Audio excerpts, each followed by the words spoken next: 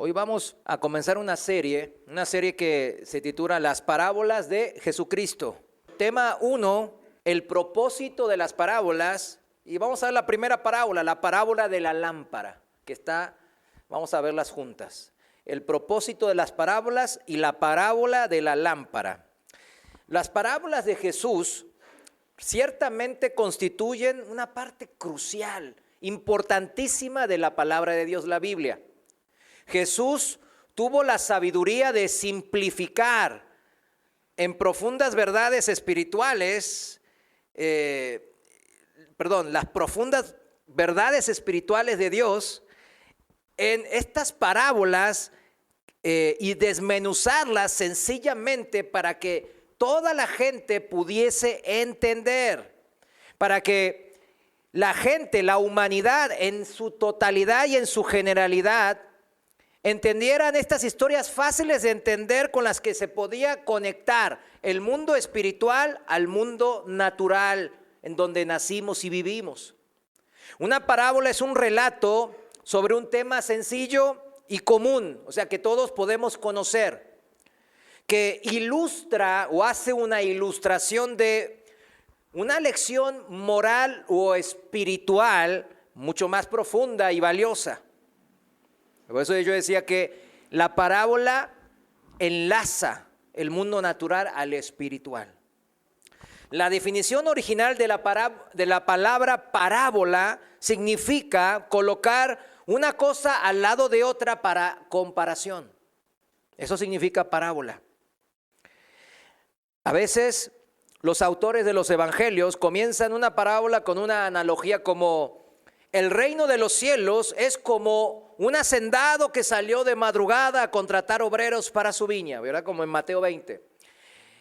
O Jesús puede usar un ejemplo de vida cotidiana para transmitir una verdad espiritual, como la parábola del buen samaritano, que nos enseña a enfatizar el amor y la misericordia. Y esta otra parábola, como la parábola del amigo que viene en medianoche. Eso es para mostrar la perseverancia en la oración, por ejemplo. O sea, esas verdades que nosotros en nuestra vida cotidiana, el Señor nos las enfatiza a través de estas parábolas. Una parábola entonces utiliza la historia completa para producir una lección espiritual, mientras que hay muchos proverbios o metáforas, o le decimos símiles o figuras retóricas, y esas generalmente se centran en una sola palabra o en una frase o en una oración, pero la parábola se interpreta completa en toda la historia de la parábola. Y toda la historia de esa parábola es la que produce el enlace, produce la lección espiritual. O sea, entonces, ¿qué nos va a enseñar una parábola? Siempre algo concerniente al reino ¿de quién? De Dios, al reino espiritual de Dios. Siempre cuando usted lee, abre la Biblia y ve una parábola, dice: voy a aprender algo de lo espiritual. Y el Señor me lo va a desmenuzar y enseñar sencillo con algo que yo interpreto de lo que yo vivo cotidianamente o ya viví en esta vida, en esta tierra. Vayamos a Marcos capítulo 4, versículo desde el 10, Marcos 4:10, en la Reina Valera, al 13. Y dice así la palabra de Dios. Bueno, él estaba enseñando una parábola, el Señor, y dice: cuando estuvo solo, los que estaban cerca de él con los 12 le preguntaron sobre la parábola. Usted sabía que había otros discípulos más, aparte de los 12 principales. ¿Recuerdan cuando mandó a los 70, ¿no?, a evangelizar? Es lo mismo. Había muchos más, había una multitud de gente alrededor de nuestro Señor, casi siempre. Y entonces ellos también eran discípulos. Entonces en el versículo 11 dice: y les dijo el Señor: a vosotros os es dado saber el misterio del reino de Dios. Señalando a ¿quiénes? A sus discípulos. Mas a los que están fuera, por parábolas todas las cosas, para que viendo vean y no perciban, y oyendo oigan y no entiendan, para que no se conviertan y les sean perdonados los pecados. Y este es un pasaje que siempre confunde, ¿verdad que sí? O sea, pero ¿cómo no era que los pasajes, recién explicaste, hermano, de que los pasajes son para sencillo, nuestra mente es sencilla, así que lo entendamos nosotros de mentes sencillas. Y ahora, ¿cómo está esto? Como que se contradice. Vamos a terminar de leer el versículo 13. Y les dijo Jesús, ¿no sabéis esta parábola? La parábola que estaba enseñando. ¿Cómo pues entenderéis todas las parábolas? O sea, todas las parábolas tienen el mismo plan. Enseñar una verdad moral o espiritual de algo que nosotros conocemos, de este mundo natural. Entonces dijimos que pareciera contradictorio lo que el Señor les dijo ahora mismo en esta conversación, ¿verdad? Primero les dice a los discípulos que a los discípulos es dado el saber, el misterio del reino de Dios. Les dice, a ustedes los discípulos les es dado ese don de entender, de saber el misterio del reino de Dios. Y luego les reclama y les dice, ¿por qué no entienden la parábola que les acaba de hablar? Ciertamente, los discípulos todavía no entendían bien las parábolas de Jesús cuando Él las narraba en público. No las entendían bien. En los evangelios está escrito, como en este pasaje. Pero a su tiempo, los discípulos ciertamente terminarían entendiendo todas las parábolas de Jesús, así como nosotros. Claro, este era un privilegio, el saber las cosas del reino, que los discípulos entenderían al paso del tiempo, que ellos vivirían con el Señor, de su experiencia, ¿con quién? Con Jesús. Los discípulos vivían con Jesús desde temprano en la mañana, imagínense, ¿no? Usted se despierta y está Jesús ahí, durmiendo, orando, yo qué sé. Imagínense la convivencia diaria con el Señor. ¿Cuántos gustarían eso? Pues, estaría padrísimo, ¿no? El Señor decía, ay, tengo hambre. Ay, sí, Señor, déjame que busco algo por aquí en el campo. O pregunto aquí en el pueblo y voy a buscar agua. Y todos los días era eso, ¿verdad?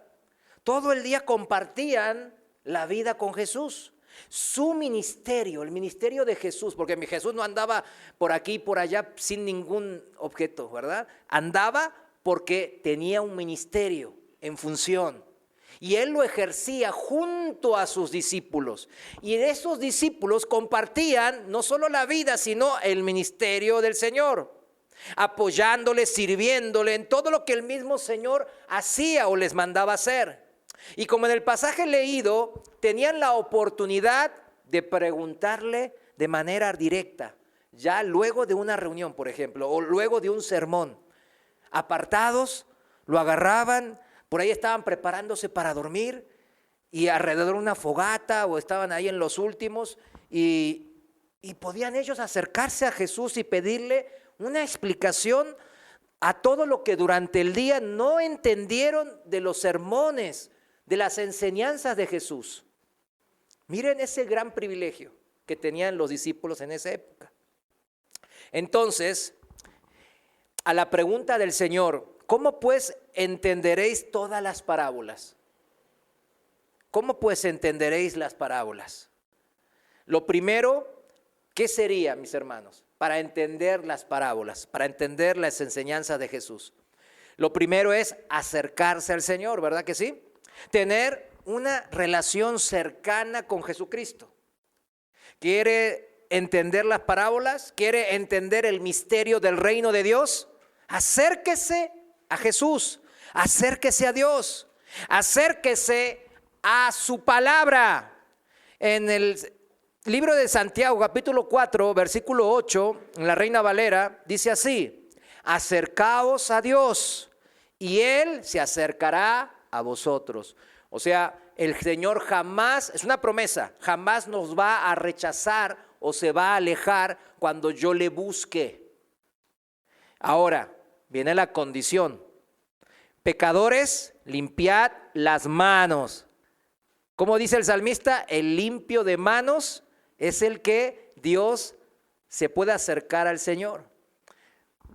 Y vosotros los de doble ánimo, purificad, ¿qué dice? Vuestros corazones.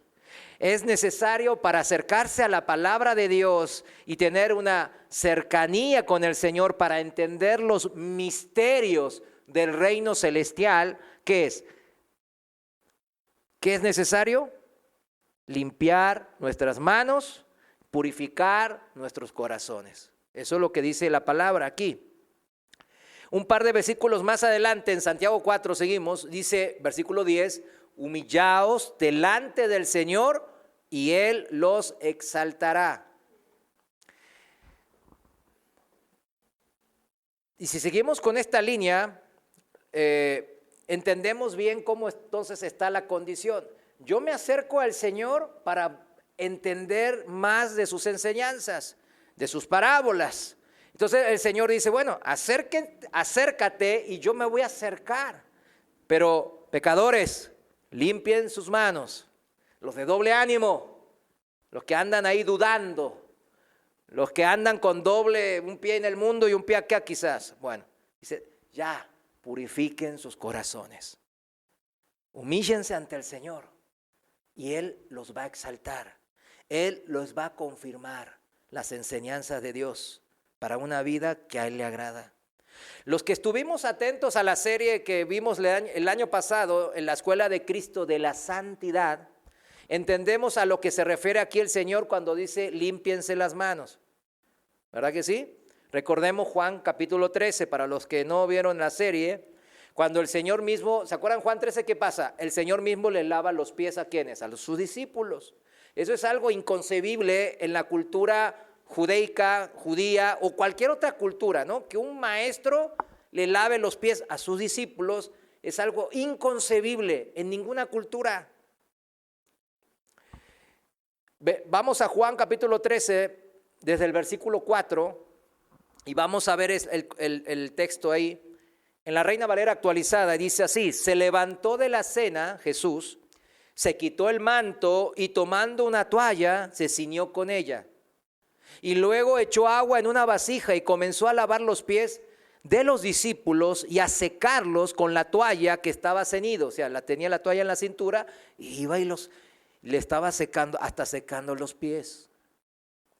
Entonces llegó a Simón Pedro y éste le dijo: Señor, ¿tú me lavas los pies a mí?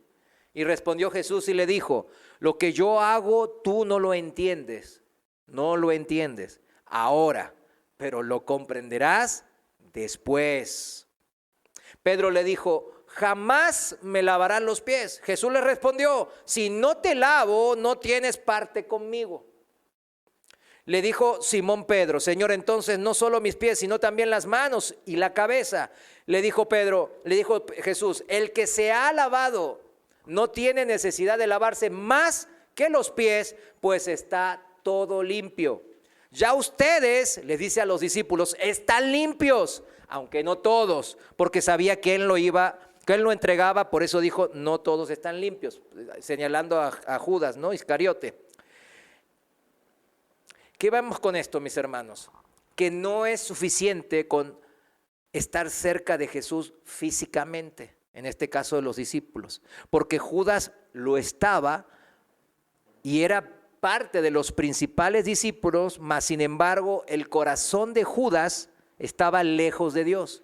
Es como los que se congregan, vienen, pues hacen el esfuerzo de llegar y todo eso, y en vez de estar escuchando o estar atentos o ver qué Dios les puede estar enseñando, pues están pensando, mañana va a jugar el partido México versus no sé quién. Bueno, los jugadores de fútbol no le van a salvar el alma, se los aseguro. Ni un peso le van a dar por su alma, se los aseguro. Si México gana o pierde o si gana el mundial o lo que sea, pues no va a cambiar gran parte de su vida. Mas sin embargo, si usted presta atención, quizás tenga algo espiritual que Dios quiera mostrarle en su vida y va a cambiar su vida. Es algo que debemos saber. En nuestros días, mis hermanos, mucha gente puede decir, bueno, yo en la tradicional, ¿no? Llevan una Biblia, un crucifijo, un rosario, y dicen que con eso pues están cerca de Dios. Es lo mismo, ¿verdad? No están cerca de Dios por estar cerca de algo. Tampoco sirve de mucho estar cerca en el conocimiento de las Escrituras, de la Biblia tampoco. No más me sé toda la Biblia de memoria, como los fariseos y escribas. Ellos buscaban conocer las Escrituras. ¿Por qué? Porque ellos buscaban memorizar tramos y tramos. Había Salmo 119, lo sabían de memoria. Todos se lo leían todo. Y todos, ¡ay, qué tremendos! Pero ¿por qué el Señor les dijo, su corazón está lejos de mí? ¿Por qué? Porque ellos buscaban conocer la Biblia para propio provecho. ¿Por qué? Porque con eso ellos alimentaban sus propias barrigas, enseñaban y les daban ofrendas, tenían dinero. ¿Sí entienden? Por eso ellos estudiaban la Biblia, no para conocer a Dios y tener esa relación íntima con Él, para saber su voluntad. Si no me interesa cuál es la voluntad de Dios, me interesa qué es la ganancia que me va a dar este conocimiento. Así hay muchos hoy día, ¿verdad? Muchos teólogos, ¿no? Que no conocen la verdad de Dios, conocen la Biblia en el sentido que la saben de memoria quizás, pero no tienen ninguna relación con el Señor. Y al no tener una relación con Cristo, ¿qué hacen? No saben qué quiere el Señor, o sea, cuál es la voluntad de Dios. Andan como pollos sin cabeza, ¿no? De aquí para allá, sin saber qué es lo que quiere el Señor de mi vida. Acercarse a Cristo, mis hermanos, acercarse a Cristo, aquí lo que el Señor quiere es que nos acercamos primeramente para saber quién es Él, quién es Cristo. Como dijo Pedro, tú eres el Cristo, el Hijo del Dios viviente. Y creer en ese Cristo, en el Hijo del Dios viviente. Eso, mis hermanos, es humillarse ante Dios, ante la verdad que Él nos expone en su palabra. Creerle tal como Él ha dicho y ha escrito y está escrito, ¿no? Y afirmado. No tratando de ver cómo negocio yo alguna verdad que me incomoda. Jamás. Cristo dijo, yo soy uno con el Padre, ¿qué voy a decir? Amén. Yo no voy a andar, pues ese uno con el Padre es como no sé qué y por eso Cristo no es Dios porque hay solo un Dios y entonces, no entienden, nomás andan en sus rollos. Si Cristo dijo, crean en Dios y crean también en mí, habla de esa unidad de dos personas divinas en un solo Dios, ejecutando y pensando todo en sincronía y en una comunión perfecta, en una sola voluntad, aunque sean dos personas diferentes, el Padre y el Hijo. Cristo dijo, le es necesario nacer de nuevo. Ahí mismo dijo, a menos que nazcas del agua y del Espíritu, uno no puede entrar al reino de Dios. Y uno anda ahí viendo, a ver, no, igual, sí se puede, pero si el Señor dijo que no, pero no seas tan obtuso, no seas tan cerrado. Dios es amor, a todos hay caminos para todos, al budista también, sí también, para que no se ofenda. Mira, si se va con las ofrendas a otro lado, ¿no es mejor que venga aquí a la iglesia a dejar las ofrendas? ¿No sería mejor eso? Al fin y al cabo hacemos la obra de Dios. ¿Vieron? Llenar nuestras barrigas, andar en nuestros propios propósitos. Hay que tener cuidado de eso. La palabra dice, y yo creo, eso es humillarme ante Dios, como dice en Hebreos, ¿verdad? El que se humilla, Dios los va a exaltar con ese conocimiento de todo lo que Él quiso decir en las parábolas y en todos los evangelios. Este es el baño, mis hermanos, lo que estamos hablando ahora, el nacer de nuevo también, es el baño del Espíritu Santo, claro, ¿no? Cuando nos humillamos ante la palabra de Dios, aceptamos el sacrificio del Hijo de Dios en la cruz por mis pecados, ¿qué pasa? Yo me acerco a Dios humillado, arrepentido de mis pecados. Y esa es la manera que yo limpio mis pecados en la sangre de Cristo derramada por mí. Entonces ya tenemos la capacidad de entender los misterios de Dios. Ya tenemos al ser espiritual vivificado en nosotros. Ya tenemos la condición necesaria, pero no suficiente. Necesaria, pero no suficiente, repito. Primero hay que nacer de nuevo para entender las cosas de Dios. ¿Cuántos están de acuerdo con eso? Amén.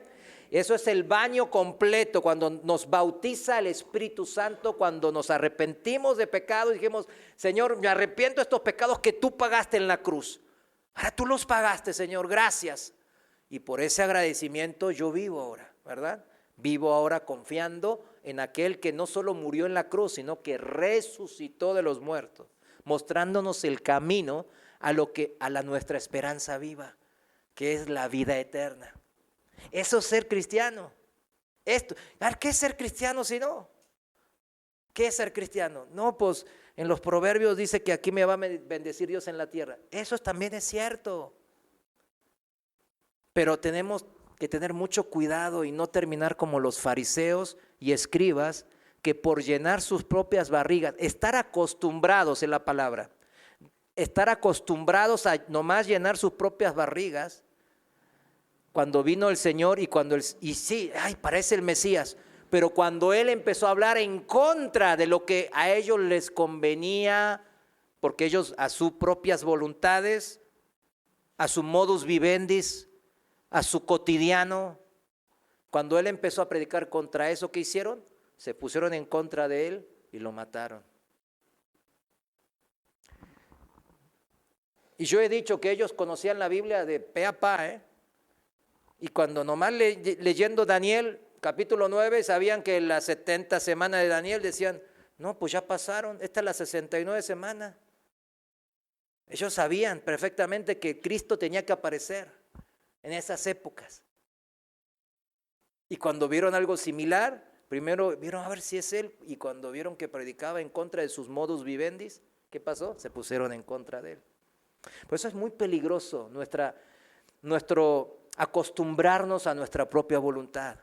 El Señor nos quiere sacar de eso, nos quiere sacar de esa mala costumbre. Nosotros ya somos entonces seres vivificados por el Espíritu Santo, capaces de entender las cosas espirituales, lo del hombre espiritual y ya no lo del hombre natural. Porque el reino de Dios no se trata de las cosas de este mundo, las materiales, sino de qué cosas, las espirituales, de la vida eterna junto a Dios, al Dios de los espíritus. Este domingo, pues, entre semana estuve con el pastor Chuy, estábamos conviviendo y él decía que este domingo, allá a Colón llegaron unos hermanitos de una doctrina muy mala, ahí en Estados Unidos. Llegaron llegaron un grupo ahí a Colón y cuando se fueron decían entre ellos, no, este no explica nada, este no sabe, él interpreta mal las cosas. Lo escuchaban ahí, ¿no? Los pastores y los servidores que estaban ahí, cuando en la salida ellos salían quejándose, algunos se fueron antes. ¿Por qué? Porque ellos, ¿qué ven? Por las cosas de ¿qué cosa? Del mundo, las cosas materiales. Cuando yo les hablo de cosas espirituales y usted está, ay, eso sí, está bien, pero háblame cómo puedo hacer buen dinero, háblame cómo voy a hacer mi propia casa, háblame cómo voy a cambiar mi carro. ¿Quién está mal, la palabra de Dios o usted? Nosotros estamos mal. ¿Por qué desafiamos a Dios diciéndole, no, Dios, háblame de lo que me interesa a mí? Eso está mal, mis hermanos. Romanos 14, 17 en la Reina Valera actualizada. La palabra de Dios no deja lugar a dudas. Dice así la palabra de Dios en Romanos 14, 17, porque el reino de Dios no es comida ni bebida, sino justicia, paz y gozo en el Espíritu Santo. Porque el que en esto sirve a Cristo, agrada a Dios y es aprobado por los hombres. ¿Qué significa esto? Que las cosas del reino de Dios ven por las cosas que son de Dios, Dios es espíritu en esencia. Las cosas eternas son espirituales. Y lo que vemos aquí va a ser quemado en fuego. Por eso el Señor dice, las cosas del reino, mi palabra es espiritual, principalmente.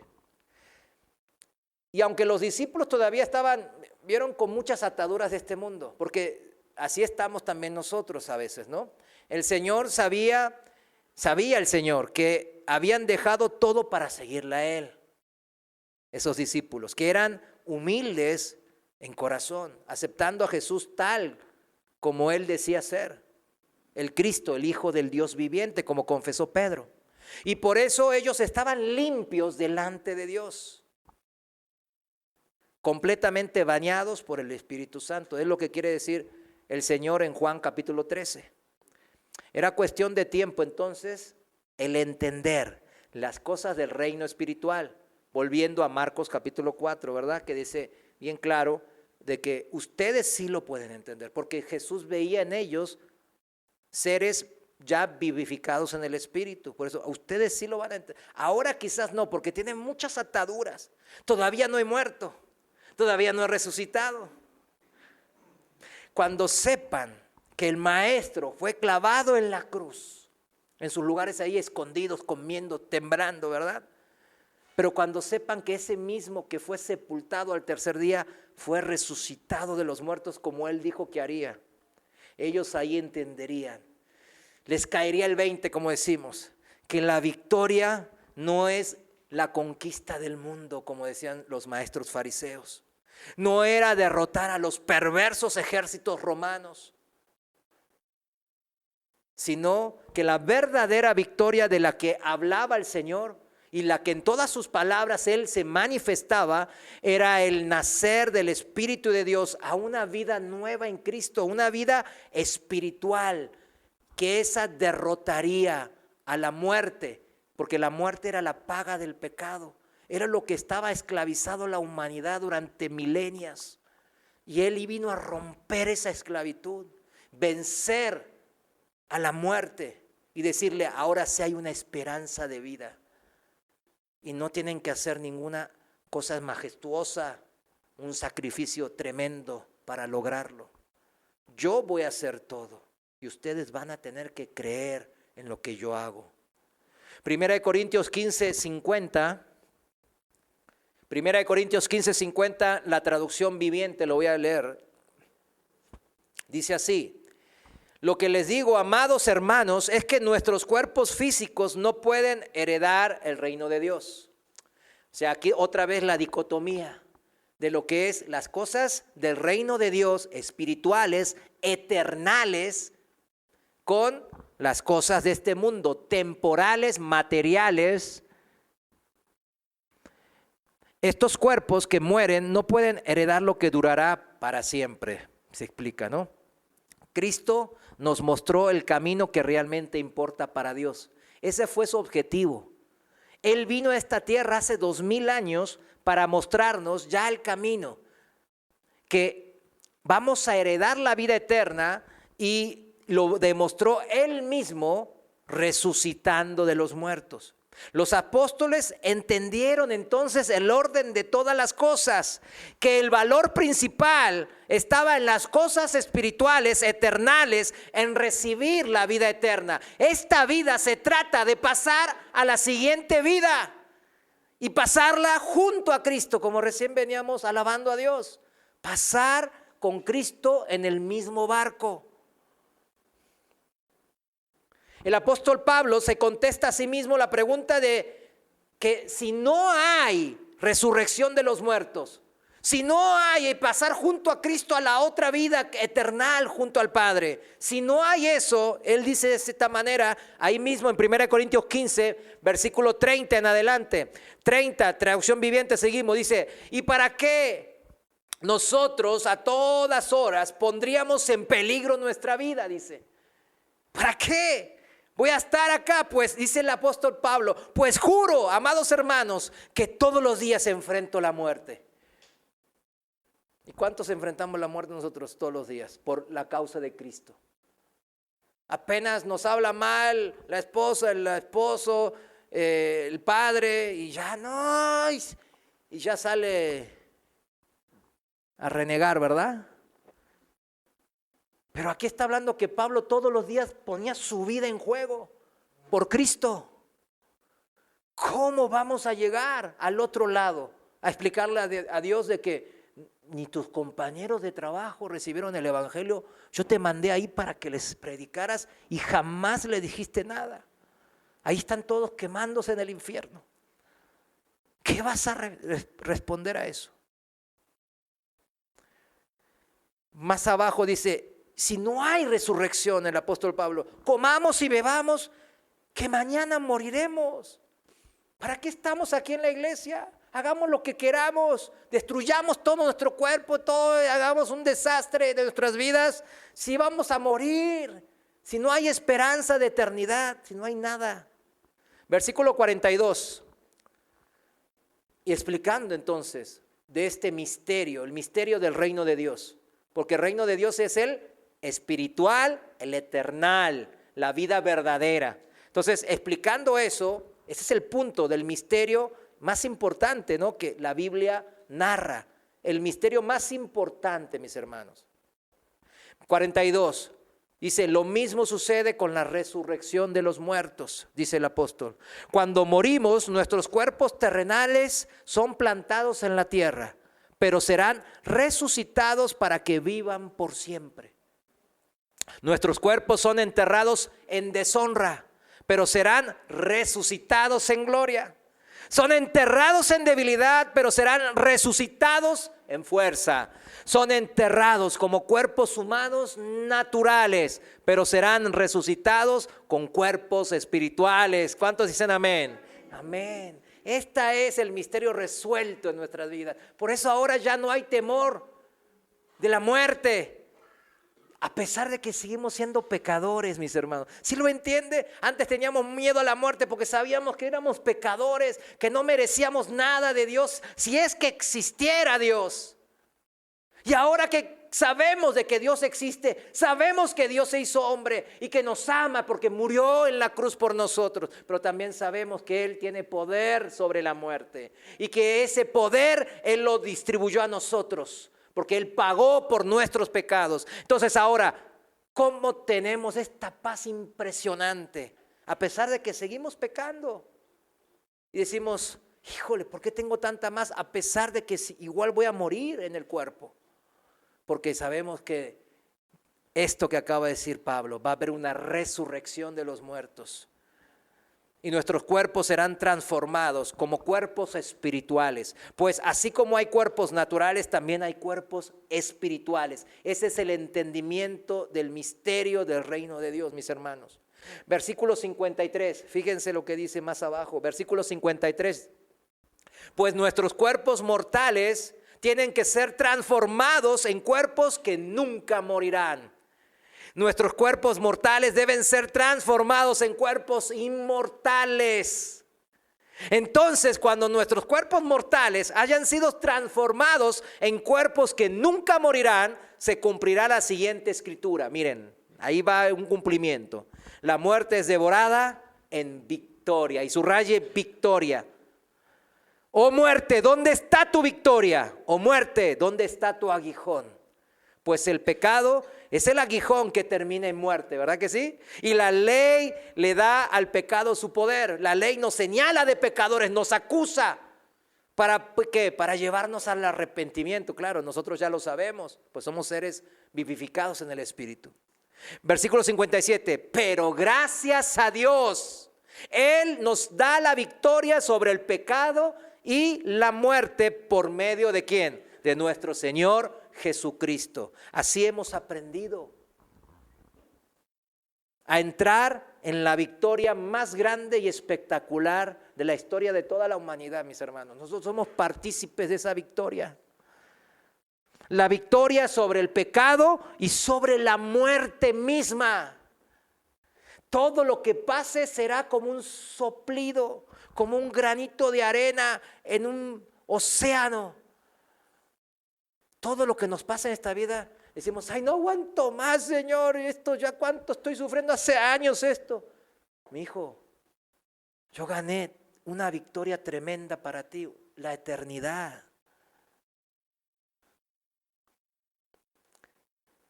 La victoria sobre la muerte es el mayor misterio resuelto, revelado por Dios en su palabra. Y eso, Cristo es que nos consiguió esa victoria por su muerte y su resurrección. Y nosotros somos partícipes de esta tremenda victoria por nuestra fe. Esta es la victoria.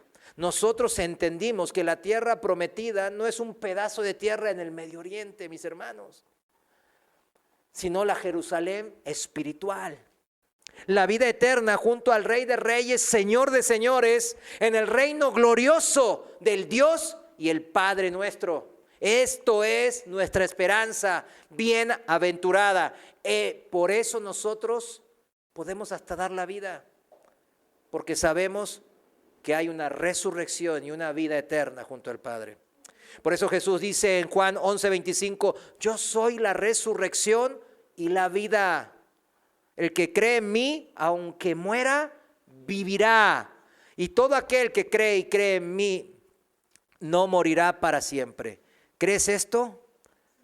Amén, ¿verdad? Esta es nuestra profesión de fe, nuestra confesión de fe.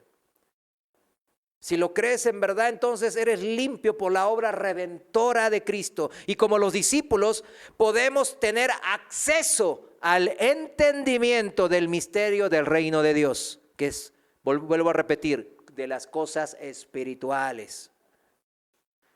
La gente que está mirando las cosas de este mundo nunca va a entender. Por eso no se estrese cuando su familiar, yo le suplico, no se estrese cuando un familiar que no es de la fe, creyente, no se estrese, tenga tiempo, acuérdese cómo era usted nomás.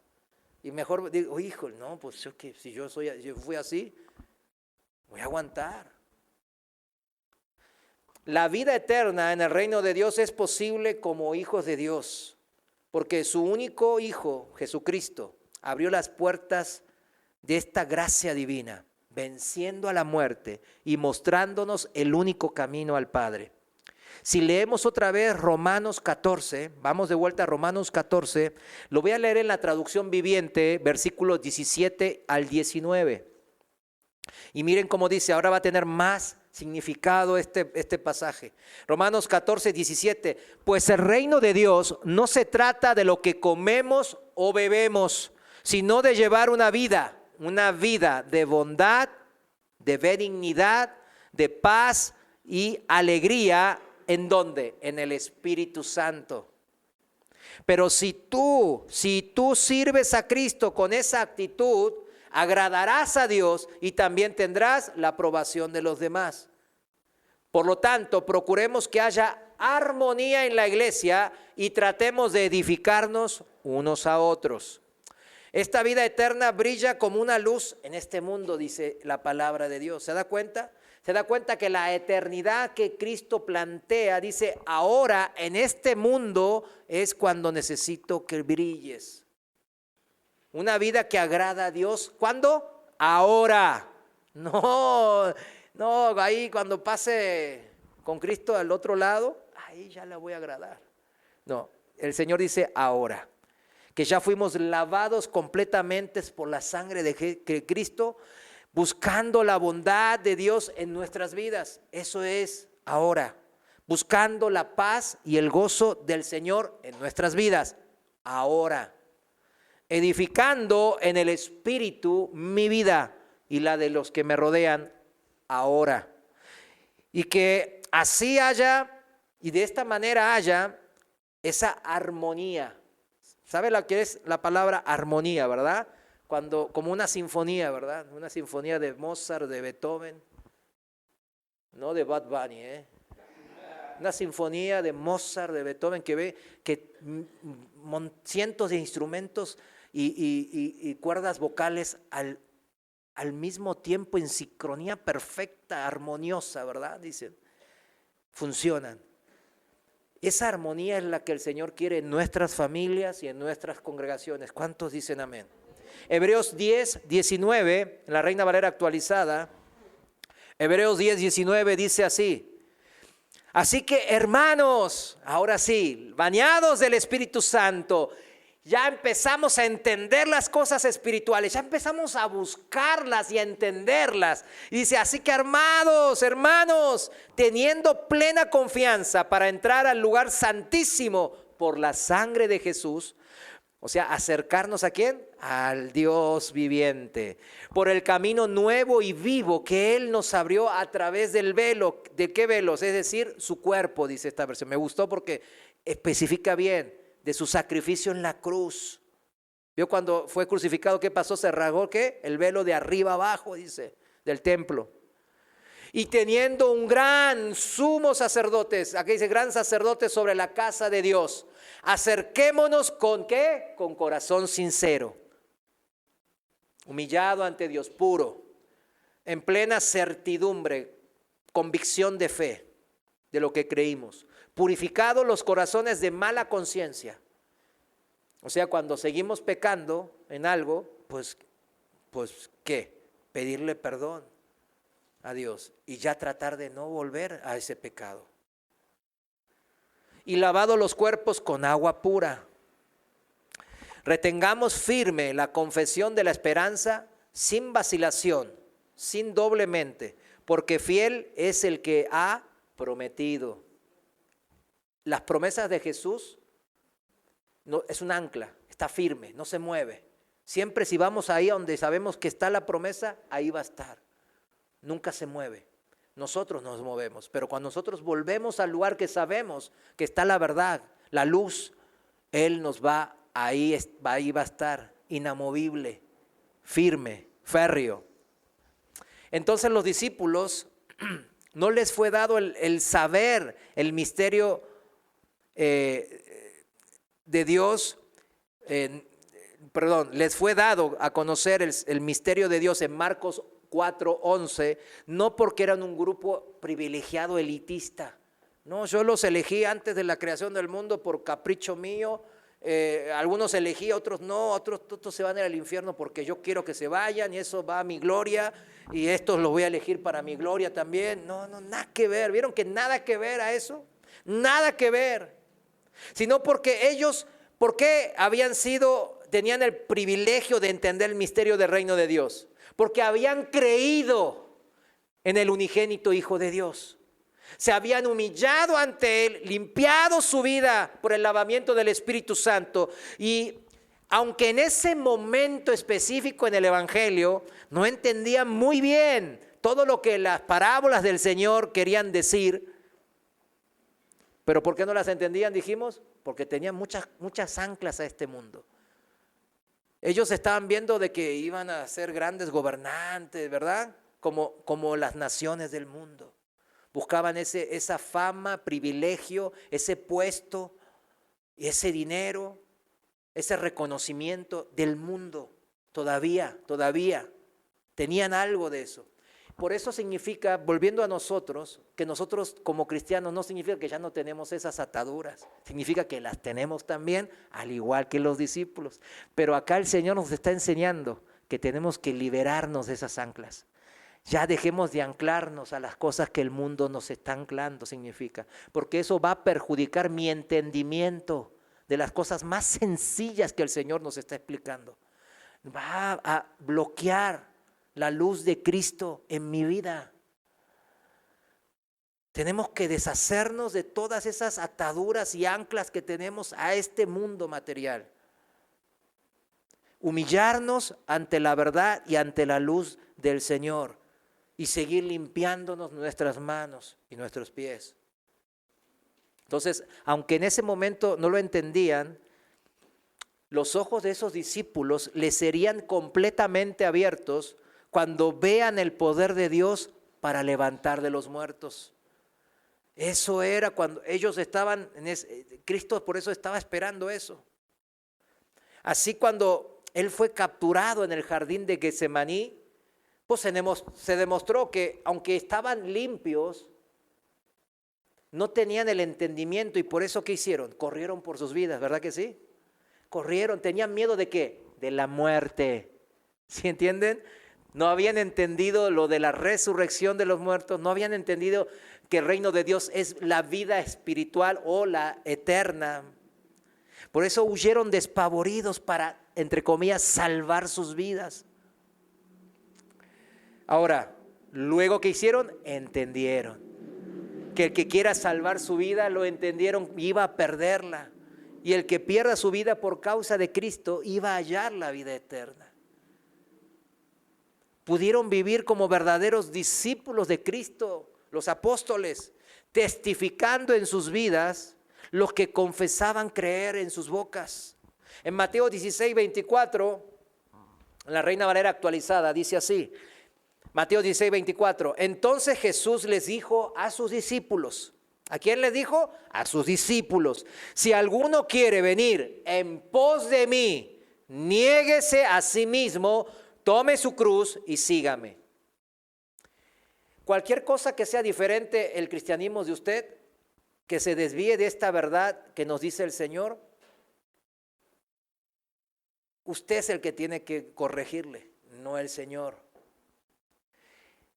El que quiere seguir y venir en pos de mí, niéguese a sí mismo, tome su cruz y sígame, porque el que quiera salvar su vida, la perderá, y el que pierda su vida por causa de mí, la hallará. Está dando la fórmula que no entendieron en el momento del jardín de Getsemaní los mismos discípulos principales de Jesús, pero que luego lo entenderían y hasta darían, ahora sí, toda su vida a Cristo. Y la pregunta es, nosotros, ¿qué hemos hecho por Cristo? ¿Se ha pensado alguna vez esa pregunta? ¿Qué he hecho por Cristo? A ver, entonces uno dice, a ver, ¿qué hice por Cristo? Ay, híjole, no, pues desde que me convertí hace 20 años, pues sigo pegándole a este y a el otro, sigo transando, robando en la empresa, sigo maldiciendo a mi vecino porque pues él me hace primero daño. Entonces yo le sigo dándole porque pues para que pues, no se crea que me voy a dejar. Y así viendo, ¿verdad? Tratando de salvar su vida, ¿verdad? Su nombre, su prestigio, lo que sea, su dinero. Pero así, con todo ese prestigio y dinero que usted quiera salvar en esta vida, todo va a ser quemado, ¿verdad? En el fuego. Pero el Señor no quiere que se queme su alma. El Señor no quiere que yo pierda, que usted pierda la vida, sino que quiera que le sirvamos de una manera correcta delante de Él. Que entendamos el misterio de la resurrección de los muertos. ¿Ha entendido que puede morir por causa del nombre de Cristo? ¿Ha entendido que hay más vida en abundancia después de la muerte física? Si hemos entendido eso, es cuando ya es el punto de inicio de poder entregar mi vida a Cristo. Porque el cristiano tiene que estar primero muerto en Cristo. Yo, como siempre dicen, el que es muerto no reacciona, ¿verdad que sí? Cuando lo ofenden no reacciona porque está muerto. Si yo agarro a alguno y le digo, eres un bueno para nada y le piso y está muerto, ¿va a reaccionar? No reacciona. Eso quiere el Señor, que muramos a nuestra carne, crucificados junto a Cristo, significa. Tomen su cruz, mueran a usted, niéguense a ustedes mismos, mueran a sus propios anhelos, deseos atados a este mundo, mueran a todo eso. Esta convicción se demuestra cuando yo en verdad, la convicción de que yo creo en Cristo, en el nombre de Jesús, se demuestra cuando yo quiero morir a mí mismo, cuando yo me niego a mí mismo, a mis pasiones y anhelos que me atan a este mundo, y me sujeto al reino de Dios y a su justicia. No me vengo yo porque yo sé que Él va a hacer justicia. Yo sé que Él va a hacer justicia, aunque yo no lo vea. No, porque Él como que Él ve todo lo que me están haciendo, las injusticias que estoy sufriendo en mi casa, en mi trabajo, y no hace nada. Dice, Él dijo que Él va a pagar, que Él es el juez de jueces. Y cuando yo confío en eso, yo no busco que Él lo haga a mi tiempo y a mi manera, sino que yo me tengo que atar a su tiempo y a su manera. En la práctica, siempre siempre son preguntas válidas estas, como, ¿esto que estoy haciendo agrada a Dios? Inmediatamente va a salir a relucir que Dios le va a mostrar un pasaje bíblico seguramente. Porque los que somos cristianos leemos la Biblia. Nos queremos acercar a Dios en la forma más básica pero elemental, que es leyendo las Escrituras, escuchando la palabra de Dios. Entonces el Señor se va a manifestar. Ay, esto que estoy haciendo, ¿le agrada a Dios, sí o no? Y Él inmediatamente le va a dar un pasaje bíblico. O inmediatamente usted se va a poner a buscar y va a encontrar la respuesta. Muy rápido, va a ver. Lo que yo deseo está dentro de la voluntad de Dios. Inmediatamente el Señor le va a responder. Estoy viviendo solo para mis objetivos y metas meramente materiales o naturales que no tienen repercusión en el reino celestial para salvar mi vida, como decía en el pasaje, o estoy viviendo para la causa o el ministerio de Jesucristo. Muero a mí mismo para vivir por Cristo. No hay un vivir por Cristo si primero no muero a mí mismo. Eso significa. Si no tomo la cruz y lo sigo. Cuando yo lo sigo ligero a Cristo, a la primera tormenta, téngalo en cuenta que va a abandonar. No va a poder aguantar la tormenta. Llevar la cruz lo va a hacer fuerte y resistente para cuando venga la tormenta aguantar. Aguantar el aguijón, la tormenta, la circunstancia, la adversidad, la injusticia, lo va a hacer fuerte en el espíritu para poder, cuando llegue esa tormenta, esa enfermedad, lo que sea que llegue, usted va a poder aguantar. Por eso es el entrenamiento del Señor es, toma tu cruz. No, pues está pesada, Señor. Y después me acuerdo yo cuando entrenaba en taekwondo, el profe nos hizo poner bolsas de arena aquí en las piernas. Y teníamos aquí, creo que tenía unos, no me acuerdo si 10 kilos aquí en la cintura, y creo que 3 y 3, y acá 2 y 2, y entrenábamos así un montón de tiempo. Y después cuando nos lo sacábamos, híjole, parecía que volábamos. Era una cosa tremenda. La fortaleza que agarrábamos era tremenda por llevar ese peso adicional en todos los entrenamientos durante unos meses que siquiera, y luego se notaba la diferencia en rapidez, en fuerza, en resistencia. Esa es la analogía que vemos cuando Él dice, toma la cruz. No me sigas así, ay, qué bonito es la palabra. Sí, el que es padre le dice al hijo, ¿no ves? Dice que me honres. El hijo dice, no, dice que no me destreces, también la Biblia. Y así nomás usan para el otro la palabra, ¿verdad? Para tirarle, ¿verdad? Al otro espadazo, ¿sí o no? Lo hacemos así, pero no es la palabra de ese modo. Dice, toma tu cruz. No des tu cruz al otro, sino toma la cruz y sígueme.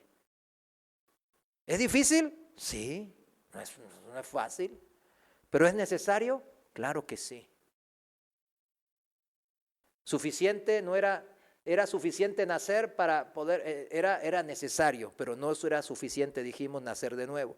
Era necesario, era suficiente, pero era necesario, pero no suficiente. Y ahora, con este entendimiento adicional, entendemos que podemos cerrar eso y entender cómo los discípulos sufrieron y entendieron a través de muchas tribulaciones. Mateo 5:14 dice así la parábola de la lámpara. Ustedes son la luz del mundo. Una ciudad asentada sobre un monte no puede ser escondida. Tampoco se enciende una lámpara para ponerla debajo de un cajón, sino sobre el candelero. Y así alumbra a todos los que están en la casa. Así alumbre la luz de ustedes delante de los hombres, de modo que vean sus buenas obras y glorifiquen a su Padre que está en los cielos. ¿Vieron cómo se centra no tanto en la predicación de la palabra, sino en el ejemplo de vida en Cristo, el Cristo reflejado en nuestra vida? Eso se centra. Si ya eres hijo de Dios porque oíste la palabra y creíste, ahora debes de vivir como luz, como Cristo. En Juan 12:36, Dice de esta manera: mientras tienen la luz, crean en la luz para que sean hijos de luz.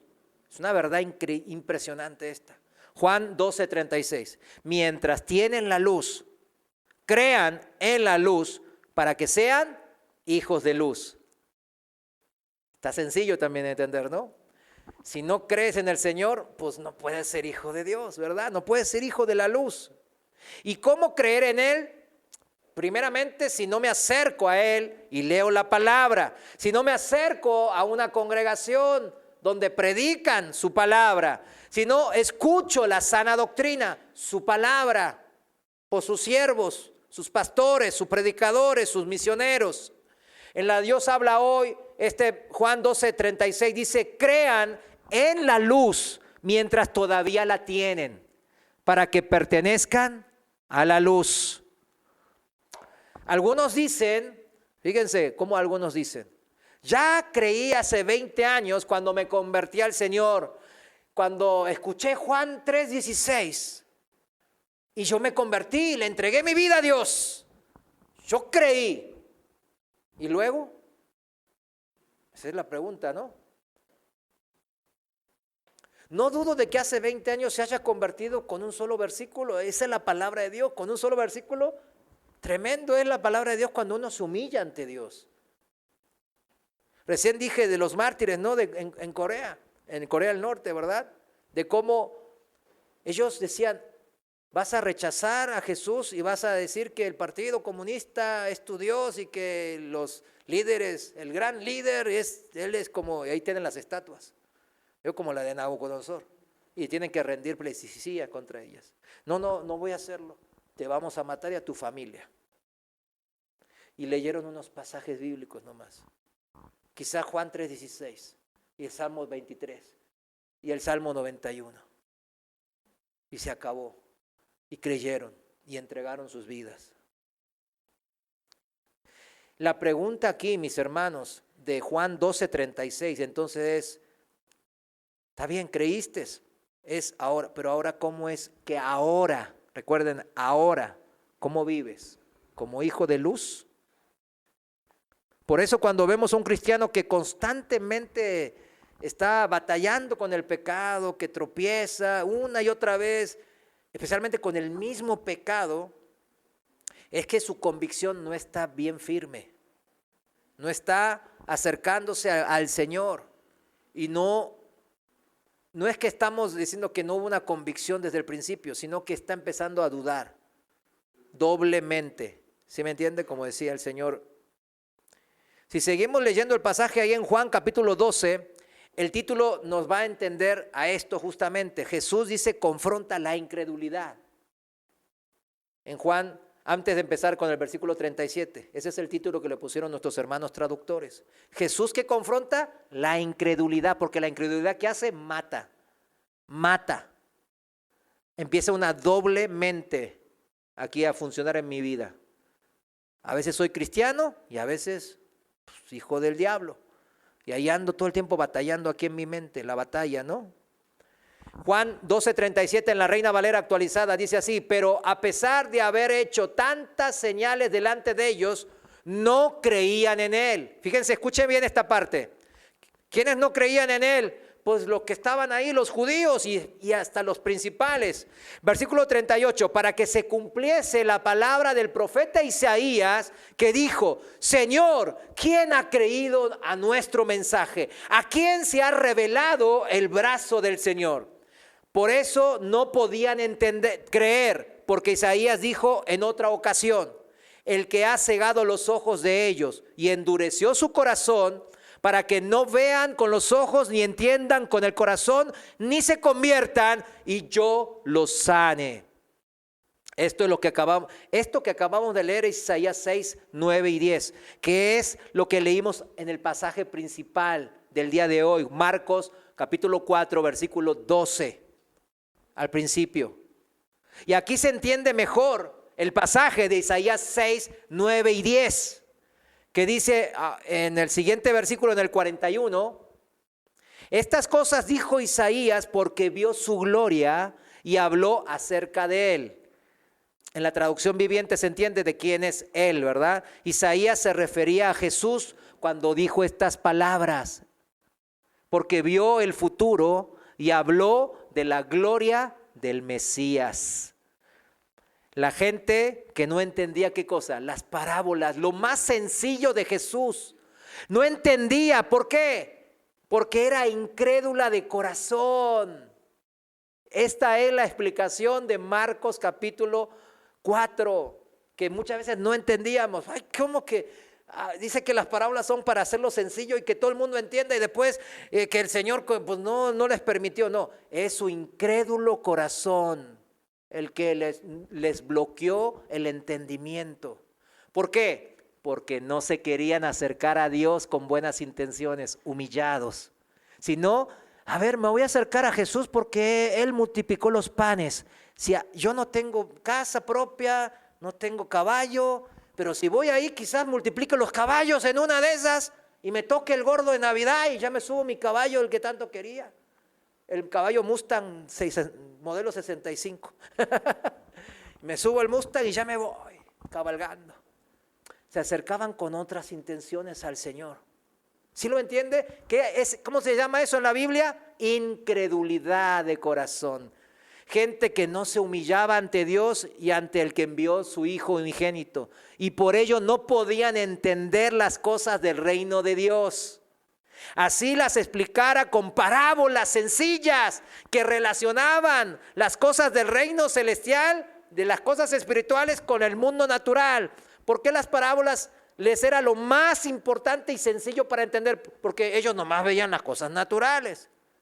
Entonces Jesús decía, mira, esas cosas naturales te las voy a representar para que entiendas el mundo espiritual, eternal de Dios. Así el Señor abría el corazón. Él quería que entendieran, pero ¿qué les provocaba que ellos no entendieran? No se acercaban con las manos limpias, con un corazón puro y humillado ante Dios. Por eso no entendían ni siquiera las parábolas sencillas que el Señor les estaba explicando. Dice así, que hubo gente que tenía conocimiento de las Escrituras, como los fariseos y los escribas, los que enseñaban la Tanaj, ¿no? La Biblia antigua, ¿no? Que dice que creyó al principio. Fíjense, y acá hay que tener cuidado con esto. En esto hay que decir, híjole, ¿no estaré yo en esto? ¿No estará un hermano cristiano en mi familia, así como esta gente, que realmente creyó, sí creyó que era el Mesías? Porque ahí estaban las Escrituras, pero no lo hacían público. Eran cristianos de la oculta, ¿verdad? De la secreta, ¿no? Porque estaban atados a las cosas de este mundo, y así lo explica el Señor. Cuidado con esto. Versículo 42. No obstante, aún de entre los dirigentes, muchos creyeron en Cristo, en el Señor. Pero, ahí está, pero por causa de los fariseos no lo confesaban para no ser expulsados de la sinagoga. Ahí está la prueba y no pasaron la prueba. Quisieron salvarse su pellejo y por eso perecieron. Si eran expulsados de las sinagogas, estas personas, ¿qué pasaban? ¿Qué pasaban? Por ejemplo, estos líderes, estos escribas y fariseos, no podían enseñar, no podían dirigir sus enseñanzas, no podían recibir las ofrendas y los pagos por enseñar la palabra de Dios. Perdían su principal fuente de ingreso. ¿Sí entiende ahora? ¿Ellos qué eligieron? Creyeron, sí, no, cuadra. Según Daniel 9, la semana 69, el Mesías príncipe será... Sí, pues es él, y todo cuadraba, todo palomeaba. Todo palomeaba que él era, y él decía ser el Mesías. Y creyeron en él, pero en la primera prueba, por sus anclas a este mundo, fracasaron. Porque amaron la gloria de los hombres más que la gloria de Dios. En la Dios habla hoy, en este versículo 43 dice, preferencia, la gloria que dan los hombres a la gloria que da Dios. Claro, porque la gloria de Dios es espiritual, no tiene nada que ver con una retribución inmediata y en términos de monetarios o materiales. Por eso, versículo 44, pero Jesús alzó la voz y dijo, el que cree en mí, no cree en mí, sino en el que me envió. Y el que me ve a mí, ve al que me envió.